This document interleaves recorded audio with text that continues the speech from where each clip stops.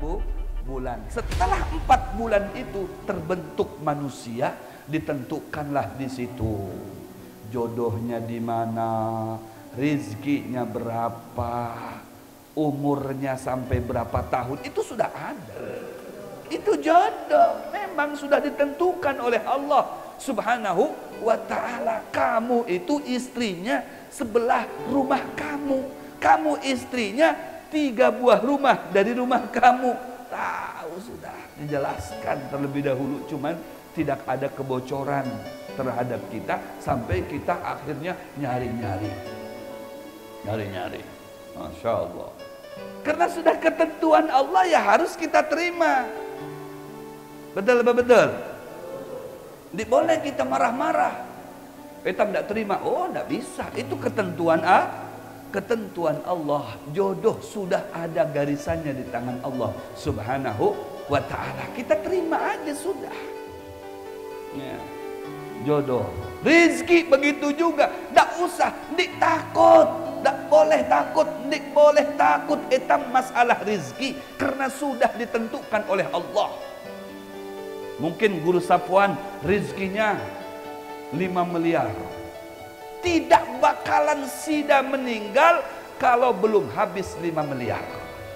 Oh, sekarang kalau sudah habis rizkinya, jangankan sampai usia lanjut, di usia 18 tahun bisa check out dari dunia. Bujur apa bujur?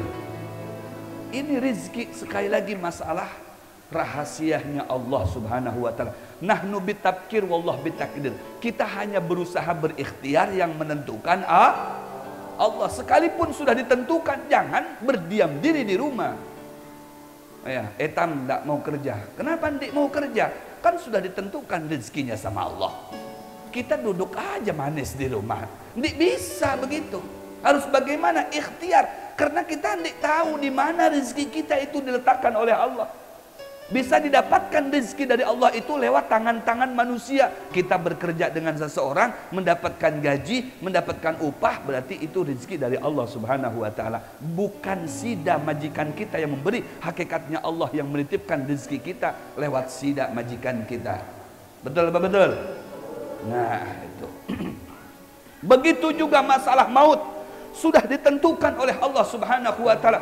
Qul innal mauta alladhi tafirruna minhu fa innahu mulaqikum thumma turadduna ila alimil ghaibi wasyahada fayunabbi'ukum bima kuntum ta'malun. Allah katakan bahwasanya kematian itu sekalipun mereka akan lari, takut Sida dari kematian. Hei, fa innahu mulaqikum, Anda mau lari kemana? Kata malaikat Israil, aku datang. Sembunyi di kamar, aku di sini. Sembunyi di toilet, aku di mukai kamu. Naik manjat pohon, aku di sini juga. Pakai jukung, buka pakai jukung kemana? Aku hendak sembunyi di mana? Di jantung. Tetap ujar malaikat, aku di sini. Pernah terjadi ada malaikat Israel diperintahkan oleh Allah Subhanahu wa ta'ala untuk mencabut ruh seseorang. Mencabut ruh seseorang. Des. Akhirnya itu malaikat Israel menjelma menjadi manusia. Datang kepada siapa? Kepada Nabi Allah Sulaiman alaihissalam. Kemudian orang yang akan dicabut ruhnya tadi itu ada di samping Nabi Sulaiman. Akhirnya Nabi Sulaiman tahu. Nabi Sulaiman itu semuanya tahu. Angin aja bisa diperintahkan kemana saja. Jin-jin semuanya tahu, semuanya, bahkan jadi anak buahnya Nabi Sulaiman alaihissalam. Bisa diperintahkan jin itu. Maka Nabi Sulaiman tahu, hei Ijrail, kenapa ikam kesini? Ada apa ikam hendak mencabut roh aku kah? Kadanya, bukan pian yang akan aku cabut. Ya. Siapa? Kenapa aku perhatikan ikam untuk menceleng dengan orang yang ada di higaku? Ternyata yang dicabutnya itu ada di sampingnya Nabi Sulaiman. Menceleng dengan orang yang di higaku. Ujar malaikat Ijrail, inggih, itu sasaranku. Cuman aku nih menghormati pian. Karena sidin ada di higap pian terus. Masya Allah. Dan aku kedua nih mencabut roh ini kedua nih. Akhirnya tanyalah orang yang dihiganya tadi itu kepada Nabi Sulaiman, ya Nabi Allah, itu ada orang yang di muka pian tadi itu dari tadi mencelengi aku terus. Kenapa geran? Ada apa dengan aku nih? Aku kena tahu dengan Sida.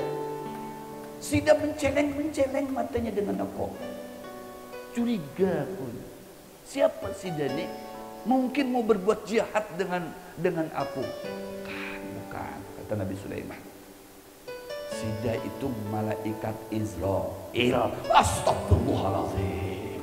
Jangan-jangan ini hendak mengambil ruhku bujur. Tapi itu karena ikam ada di higaku. Jadi kedua nih Sida kedua nih. Ya Nabi Sulaiman, tolongi aku masih hendak hidup. Bawa aku ke tempat yang sangat jauh sekali biar aman dari Sida. Baik, kata Nabi Sulaiman, aku akan perintahkan angin membawa ikam. Ikam hendak kemana? Ke tanah India. Dibawanya ke tanah India. Sekejap sampai di tanah India. Alhamdulillah, aman aku ya.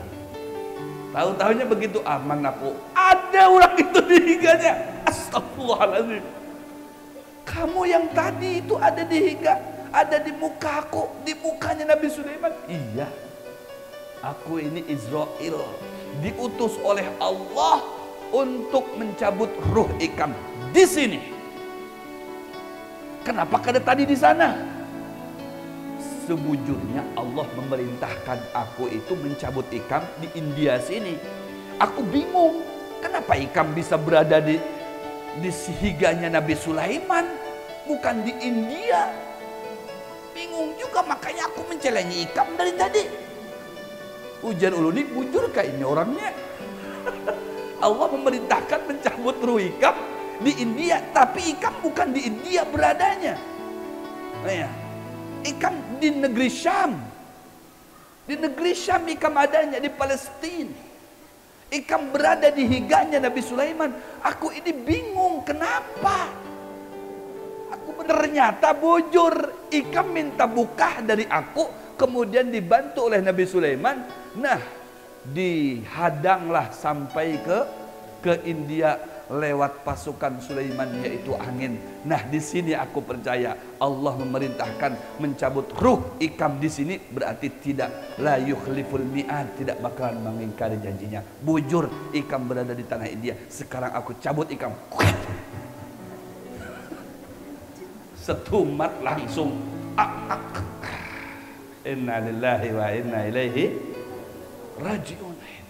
Mau lari kemana saja kada kawah, ndik bisa etam lari dari maut kematian. Itu namanya yaumul qiyamah sugro. Pasti kita akan mendapatkannya. Etam pasti akan mengalaminya. Camat etam ini semuanya. Calon mati. Mudah-mudahan panjang umur, sehat walafiat.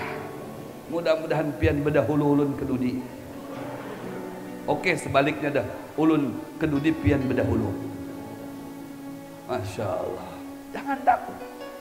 Pasti yang namanya kematian itu akan tiba. Kalau sudah memang habis masa kita aktif dan bekerja di dunia ini, habis, sudah kita kembali kepada Allah. Inna lillahi wa inna ilaihi raji'un.